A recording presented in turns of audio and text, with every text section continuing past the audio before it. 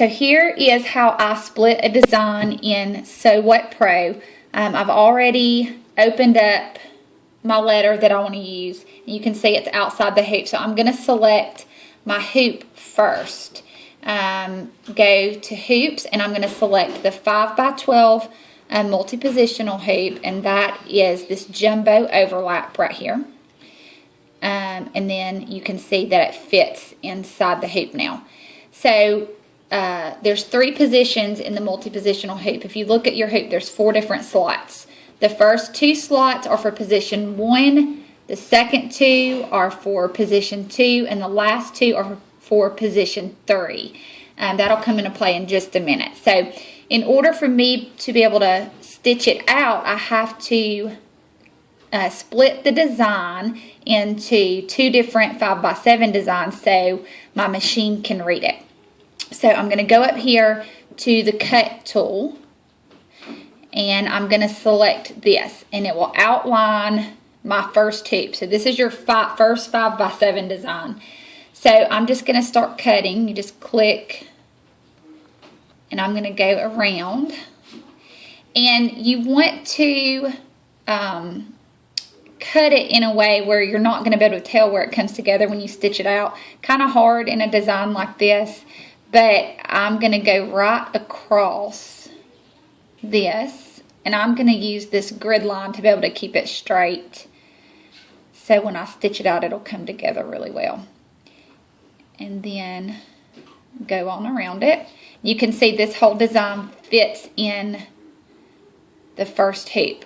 So once you outline it, just click cut pattern, and you'll see over here that now you have 2 different colors instead of 1. So when you click on, I like to separate mine too so I can tell which is which. So I'm just going to just pick a different color. So it will show me my first design, my first hoop, and then I don't actually need to split this one 3 different times. For this one it's just 2 times. If I click on position 3 down here, you can see that the second part of your design, my design, fits into that 3rd position. So this is where it overlaps. So when I save it, it's split into 2 different hoops now.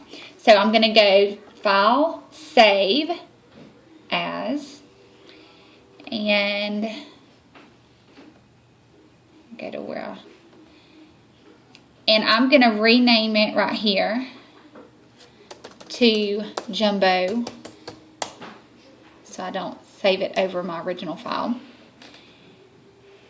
And you'll notice it's going to pop up, and it's going to say that it's been saved as P1, P2, and P3. So click OK. And then it's going to show you which position is pattern 1 and which position is pattern 2. That doesn't really matter. You just put the first design in the first hoop, and then the last design will be in the last 2 positions on your hoop. So now that it's saved, I'll show you what it looks like. When I go to open it, we'll go to where I saved it, if I can find it.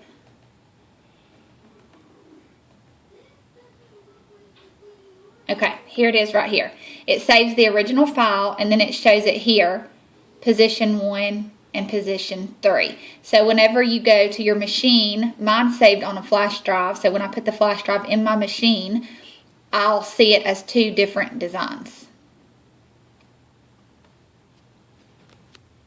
Okay, so here's my machine. I know you can't really see the screen, but I have my flash drive in, and I'm going to go to select the design that I want to do first. So I don't know about you guys, but you can see a picture on mine. So I want to do the top of the B. That's my first design. So I'm going to put that on my screen, and then I'm going to get ready to stitch it out.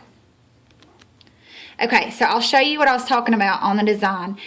For the first design, the top part of my B, I'm going to connect it in these first two positions. So that's, I'm going to go to my machine. I already hooped my stabilizer and pinned my shirt, and I'm going to connect mine to the first 2 positions on my hoop.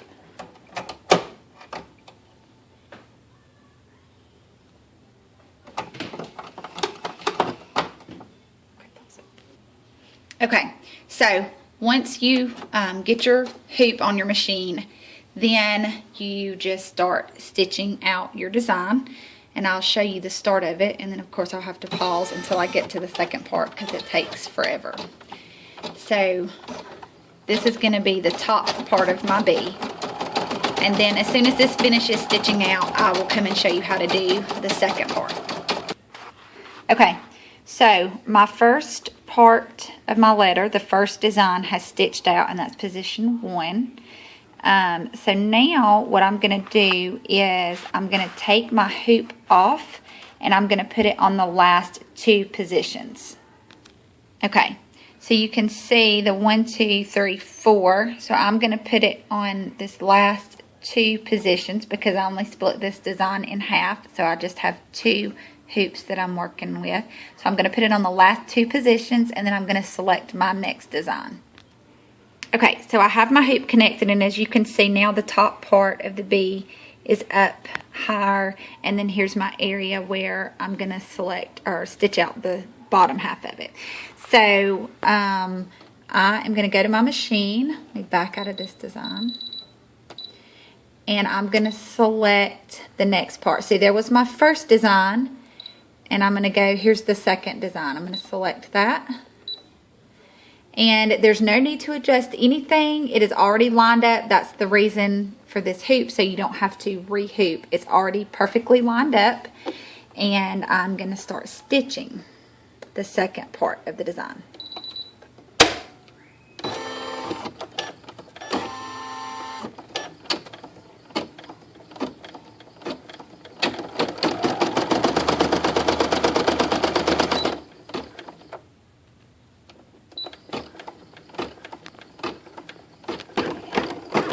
Okay, I want to show it stitching this last little part. Well, it's not the last part, but just to see how well it comes together.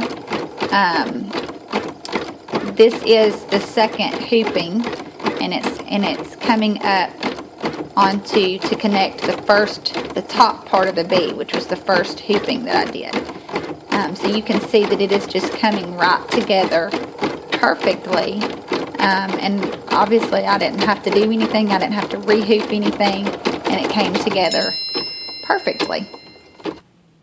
Okay, so it finished stitching, and here it is in my big hoop all completed, and you can see it came together, and you can tell maybe a little bit close up where the stitching came together, but you're not really going to be able to tell unless somebody's really, really scrutinizing it. So that's it. And like I said, I am not a pro, but hopefully this will help you guys out.